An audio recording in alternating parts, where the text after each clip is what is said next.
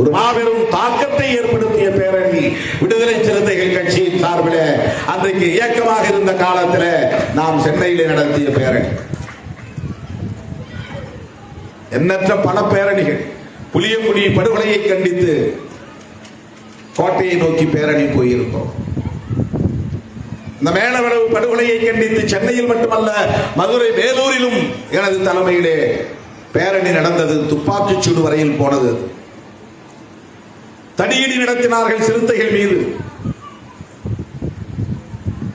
அதன் பிறகுதான் 98, 99, 98 காலகட்டத்தில் விடுதலை சிறுத்தைகள் ஏன் தேர்தலை புறக்கணிக்க வேண்டும், தேர்தலை புறக்கணிப்பதால் நம்மை நக்சல்வாதிகள் என்று காவல்துறையினர் சந்தேகப்படுகிறார்கள், தேர்தலை புறக்கணிப்பதால் நம்மை விடுதலை புலிகளோடு தொடர்புடைய தீவிரவாத இயக்கம் என்று சந்தேகப்படுகிறார்கள், தேர்தலை புறக்கணிப்பதால்